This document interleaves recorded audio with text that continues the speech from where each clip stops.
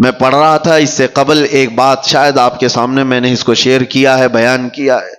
Baghdad کے ایک بہت بڑے عالم دین تھے، بڑے بڑے علماء کو پڑھایا کرتے تھے۔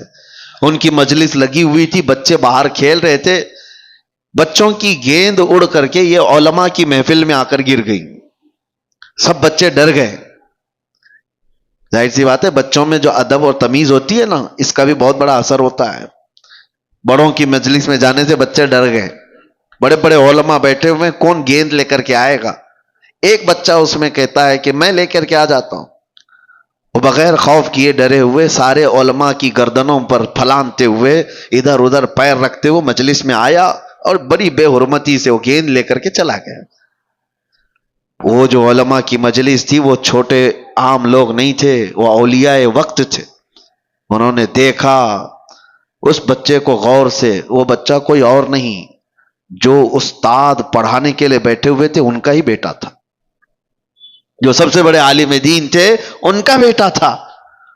سب کی گردنیں جھک گئیں کہ اس بڑے گھر کا بچہ ایسی کیسی حرکت کر سکتا ہے۔ وہ جو بزرگ تھے وہ سر جھکا لیتے ہیں، کہتے ہیں اس کا قصور نہیں۔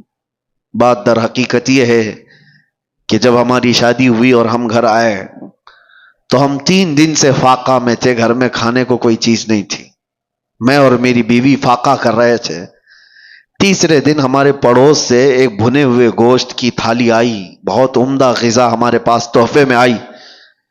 بھوک اتنی لگی تھی کہ ہم نے پوچھا بھی نہیں وہ کہاں سے آیا، کیا کھا لیا، پیٹ بھر کر ہم دونوں نے کھا لیا۔ اور اس کے بعد پھر ہم نے ملاقات کی، اس رات اس کا حمل ٹھہرا اور اسی سے یہ بچہ پیدا ہوا۔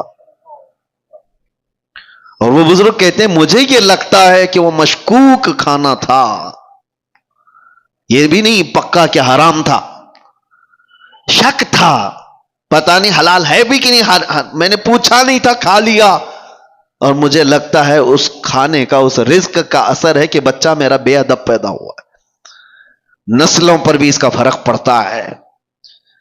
وہ اولاد جو آج بہن اور ماں میں فرق نہیں محسوس کر پا رہی ہے، تو آپ سوچو کہ کہیں یہ حلال ہے کہ نہیں ہے، یہ بچے حلال طریقے سے پیدا ہوئے ہیں کہ نہیں پیدا ہوئے۔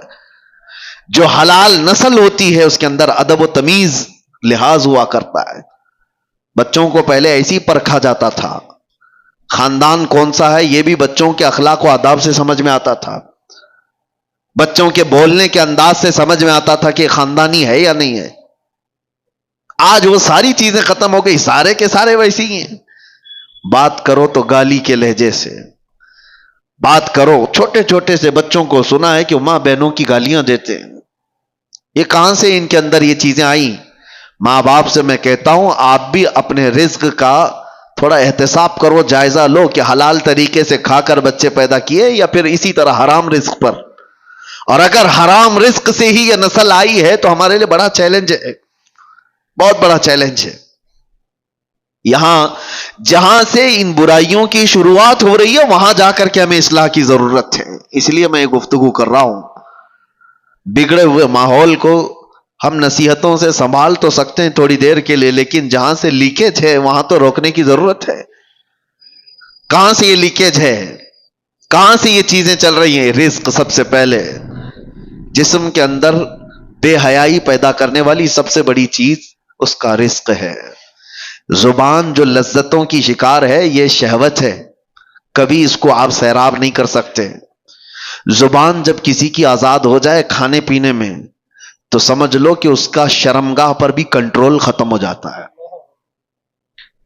اس کی اپنے شرمگاہ پر بھی اس کی حفاظت نہیں ہو پاتی۔ سب سے پہلے اپنے رزق پر کنٹرول رکھو۔